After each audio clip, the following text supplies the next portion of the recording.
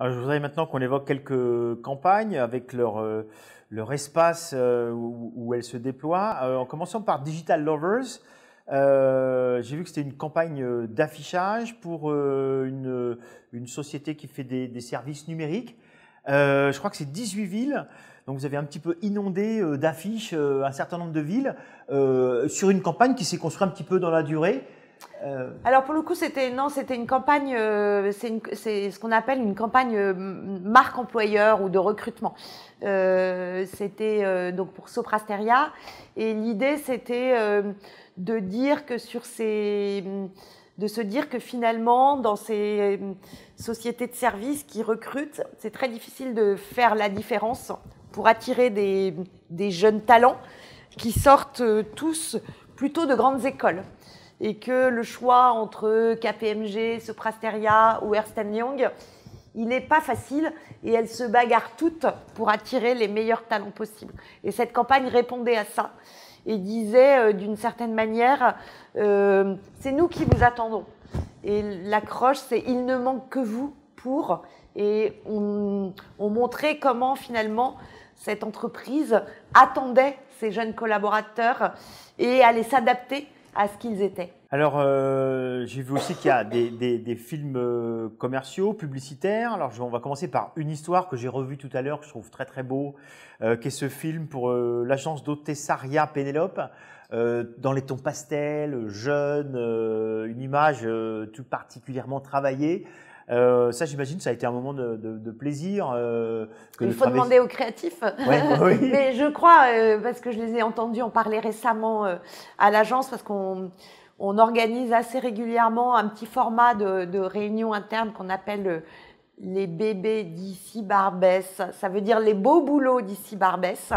Et l'idée, c'est de faire en sorte que les équipes présentent les réalisations, les dispositifs, les campagnes qu'elles ont menées pour les clients, mais en racontant un peu, de manière un peu libre, les petites anecdotes, les choses qui ont pu se passer.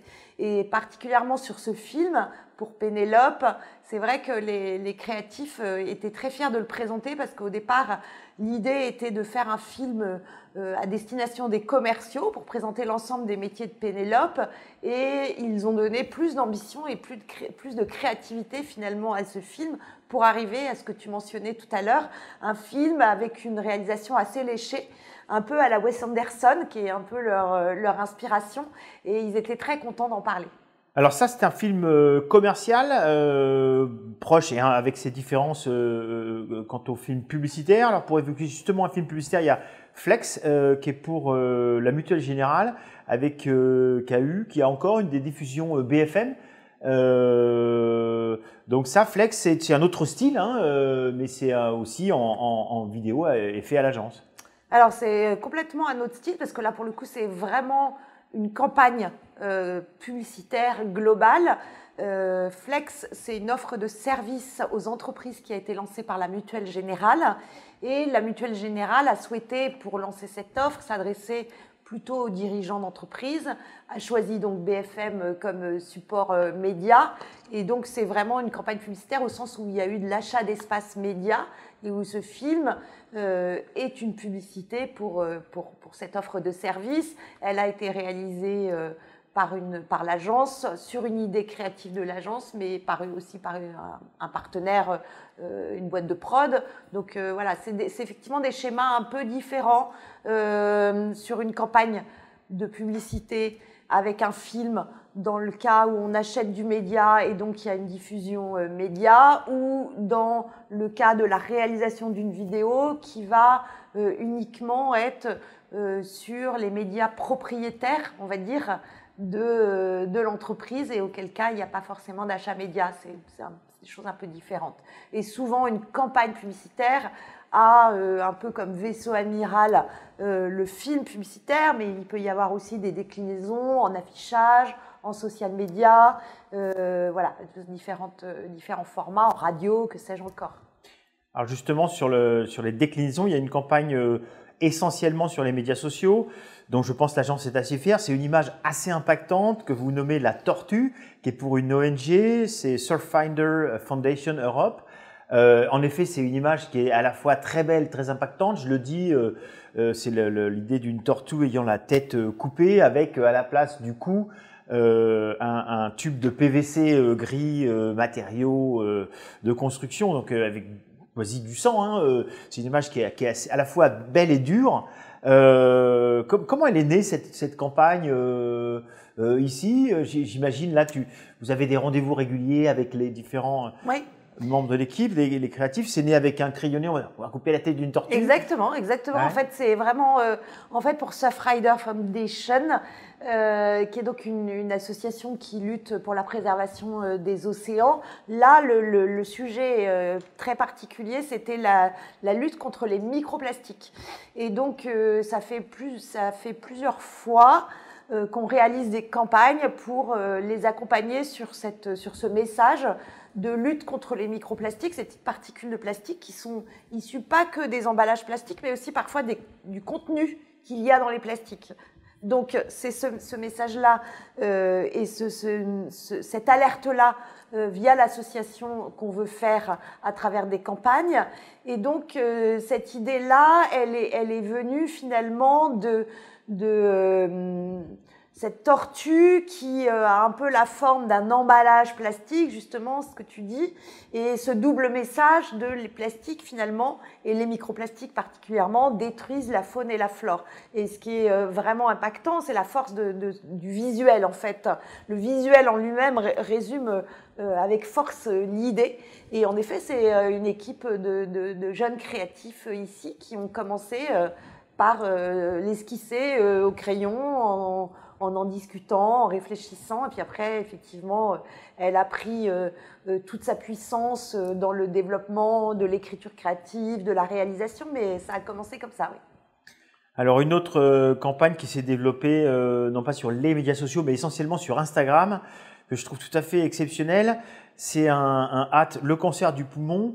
Et l'idée, ça c'est vraiment, je trouve, l'idée créative, c'est de créer ce compte qui se met à suivre des gens, je crois essentiellement des femmes, hein, Ouais. mais alors à les suivre par milliers, et tout à coup on a une notification, le cancer du poumon vous suit. Donc comment lire cette notification? Je trouve que c'est ça la part de génie, et en même temps qui doit sensibiliser. Oui. Donc là il y a vraiment une idée presque d'un détournement d'Instagram en ayant cette notification qui est un peu effrayante, quoi. Exactement. C'était donc c'est pour les laboratoires Roche. Et le sujet, c'était la lutte contre le cancer du poumon, mais surtout auprès des femmes, puisque ce cancer est de plus en plus présent et monte en puissance chez les femmes. À l'occasion du mois sans tabac, qui est au mois de novembre. Au mois de novembre, beaucoup d'acteurs prennent la parole sur l'arrêt du tabac. Et donc, un des objectifs, c'était d'essayer de se démarquer de toutes ces prises de parole et d'essayer là aussi de frapper un petit peu fort. Et il y a une double idée dans cette campagne. C'est une campagne social media sur Instagram. Donc, il y a cette idée, en effet, qui est l'idée forte, l'idée centrale, c'est le cancer du poumon vous suit pour concerner, alerter.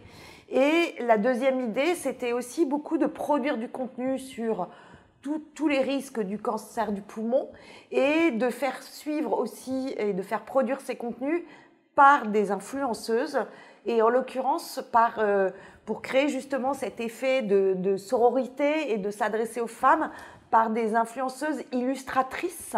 Et on a été accompagné par des illustratrices de l'agence Monica Velour qui ont travaillé sur ce compte Instagram, ce qui fait que ce compte a aussi une puissance féminine en lui-même très importante. Donc c'est vrai que c'est une très belle campagne. Sachant que j'imagine vous avez aussi sollicité des influenceuses face caméra qui expliquent leur expérience justement de cette notification. C'est ce que j'ai vu sur la page qui documente cette création. Oui. Oui, on a fait témoigner en fait des influenceuses, mais aussi des femmes en général. Encore une fois, vraiment l'objectif, c'était d'alerter et de faire prendre conscience que ce cancer était de plus en plus féminin et que les femmes étaient de plus en plus nombreuses à fumer, et donc d'essayer d'enrayer via un niveau d'alerte important ce phénomène.